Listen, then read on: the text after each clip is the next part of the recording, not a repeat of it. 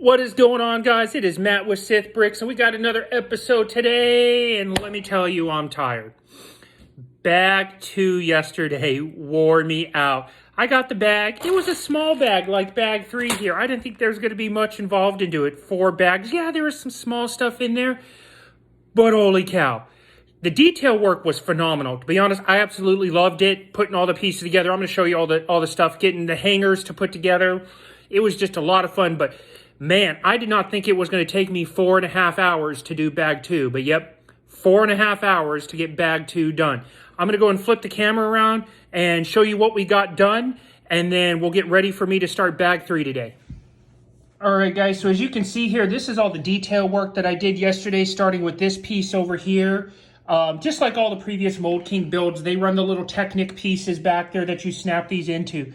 But you can just see the level of detail on this part here as I come around on the other side. Now, the exact same thing was done on the other side. It was both sides, but I'm just showing you this one side because that's what's facing me right now.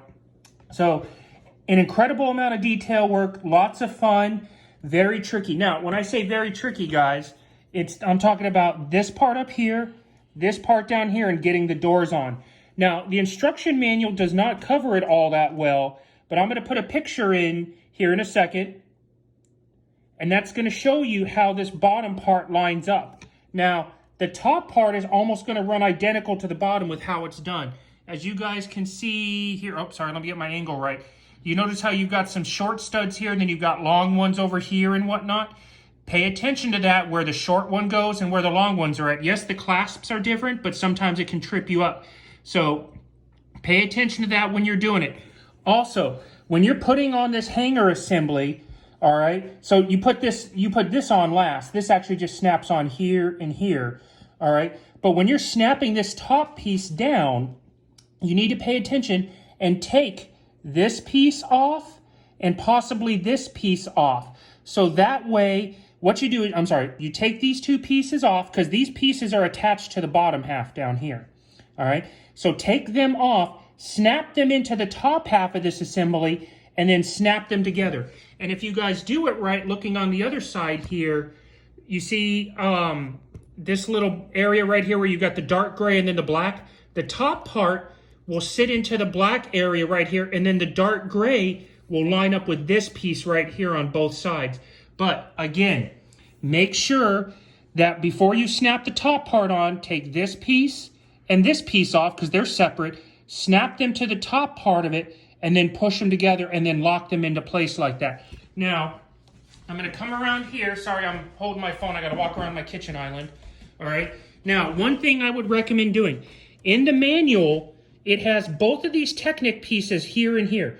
It did not work that way for how it's supposed to be hooked up. So I took the Technic piece from right here and moved it over one. So that way it'll properly hold this better. As you can see, it's holding it right here. If it's in its other spot, the Technic piece is right there in the gap, and it makes no sense to have it there at all. Okay? So make sure that you move the Technic piece from here to here. And lastly, when you line this piece up to snap, I call these things the fire hydrants. Make sure the fire hydrant is lined up, like the middle of the fire hydrant is lined up with the end of the piece right here. All right, initially when I put this on, I had this piece all the way over, and then this piece wouldn't fit on properly, and then these pieces weren't fitting on properly. All right, so make sure that the fire hydrant is lined up right here. And then as you guys can see how it goes across down this way. And then, of course, I'm just going to show it to you, but it's the exact same thing over here. The sides are identical. You just have, what is good for the goose is good for the gander, so to speak. Now, as you can see, it still is not up on its stands yet, so I had to borrow some books from one of my kids to help put this up on stands because these hang below, and you can see it on this one, they hang below the frame.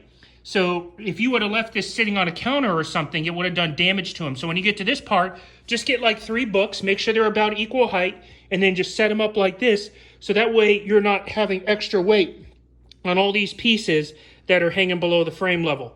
So thanks for watching. We're going to get ready to get started. You can see I've got the MVP of the build. I've got bag 3 going, and we're about to have a good time. I will see you guys tomorrow with another build.